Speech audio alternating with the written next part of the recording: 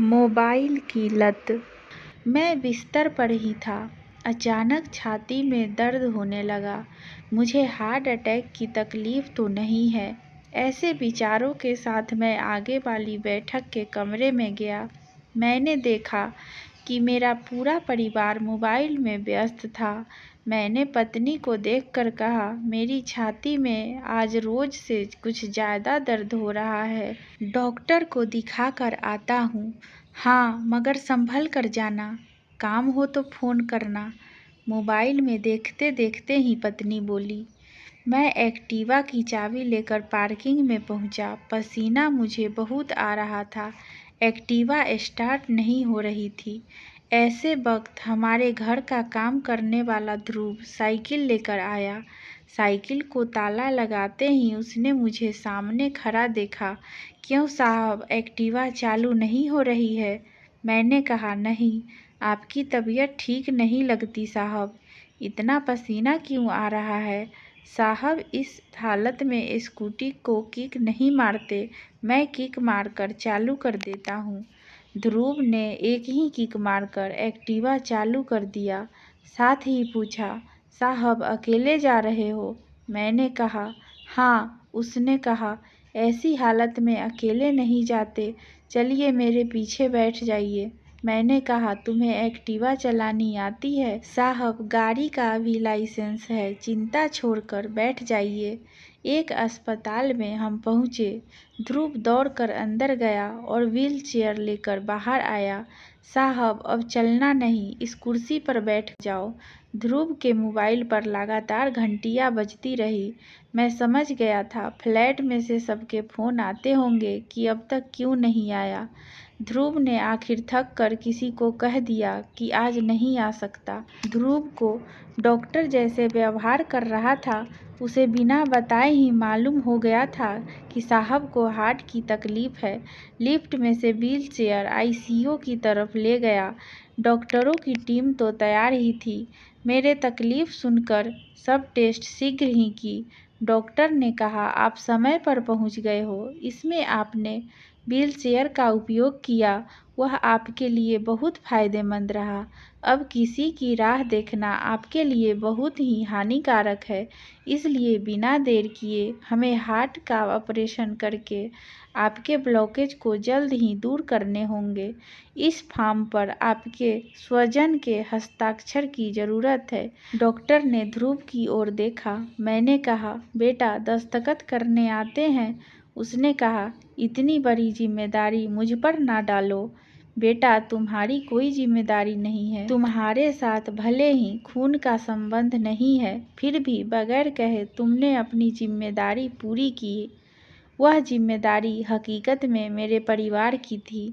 एक और जिम्मेदारी पूरी कर दो बेटा। मैं नीचे सही करके लिख दूंगा कि मुझे कुछ भी होगा तो जिम्मेदारी मेरी है। ध्रुव ने सिर्फ मेरे कहने पर ही हस्ताक्षर किए हैं, बस। और हाँ, घर पर फ़ोन लगाकर खबर कर दो। बस उसी समय मेरे सामने मेरी पत्नी का फ़ोन ध्रुव के मोबाइल पर आया। वह शांति से फ़ोन सुनने लगा। थोड़ी देर के बाद ध्रुव बोला, मैडम, आपको पगार काटना हो तो काटना, निकालने हो तो निकाल देना, मगर अभी अस्पताल में ऑपरेशन शुरू होने के पहले पहुंच जाओ। हाँ मैडम, मैं साहब को लेकर अस्पताल आया हूँ। डॉक्टर ने ऑपरेशन की तैयारी कर ली है, कहकर वह फ़ोन रख दिया। मैंने कहा, बेटा, घर से फ़ोन था? हाँ साहब। मैंने मन में पत्नी के बारे में सोचा। तुम किसकी पगार काटने की बात कर रही हो और किसको निकालने की बात कर रही हो? आंखों में आंसू के साथ ध्रुव के कंधे पर हाथ रखकर मैंने बोला, बेटा चिंता नहीं करते। मैं एक संस्था में सेवाएं देता हूँ जहाँ बुजुर्ग लोगों को सहारा देते हैं। वहाँ तुम जैसे व्यक्तियों की ज़रूरत है। तुम्हारा काम बर्तन कपड़े धोने का नहीं है, तुम्हारा काम तो समाज सेवा का है। बेटा, पगार भी मिलेगा, इसलिए चिंता बिल्कुल भी मत करना। ऑपरेशन के बाद मैं होश में आया। मेरे सामने मेरा पूरा परिवार नतमस्तक खड़ा था। मैं आंखों में आंसू लिए बोला, ध्रुव कहाँ है? पत्नी बोली, अभी छुट्टी लेकर गांव चला गया। कह रहा था कि उसके पिताजी हार्ट अटैक से गुजर गए हैं, 11 दिन के बाद फिर आएगा। अब मुझे समझ आया कि उसको मेरे अंदर उसका बाप दिख रहा होगा। हे प्रभु, मुझे बचाकर आपने उसके बाप को उठा लिया। पूरा परिवार हाथ जोड़कर नतमस्तक माफ़ी मांग रहा था। एक मोबाइल की लत एक व्यक्ति को अपने दिल से कितना दूर लेकर जाती है, वह परिवार देख रहा था। यही नहीं, मोबाइल आज घर घर में कलह का कारण भी बन गया है। बहू छोटी छोटी बातें तत्काल अपने माँ बाप को बताती है और माँ की सलाह पर ससुराल पक्ष के लोग से व्यवहार करती है, जिसके परिणाम स्वरूप वह 20-20 साल में भी ससुराल पक्ष के लोगों से अपनत्व नहीं जोड़ पाती। डॉक्टर ने कहा, सबसे पहले यह बताइए ध्रुव भाई आपके क्या लगते हैं? मैंने कहा, डॉक्टर साहब, कुछ संबंधों के नाम या गहराई तक ना जाए तो ही बेहतर होगा। उससे संबंध की गरिमा बनी रहेगी। बस मैं इतना ही कहूँगी कि वह आपात स्थिति में मेरे लिए फरिश्ता बनकर आया था। पिंटू बोला, हमको माफ़ कर दो पापा।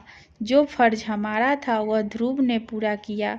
यह हमारे लिए शर्मनाक है। अब ऐसी भूल भविष्य में कभी भी नहीं होगी। पापा, बेटा, जवाबदारी और नसीहत लोगों को देने के लिए ही होती है। अब रही मोबाइल की बात, तो बेटे, एक निर्जीव खिलौने ने जीवित खिलौने को गुलाम बनाकर रख दिया है।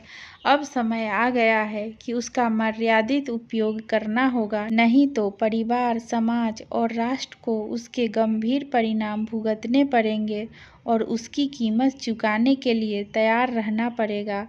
यह कहानी सत्य घटना पर आधारित है और इसका हर वाक्य सत्य है। आज के समाज में ऐसा ही हो रहा है।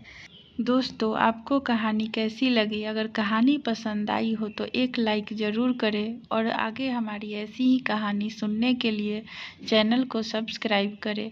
धन्यवाद दोस्तों।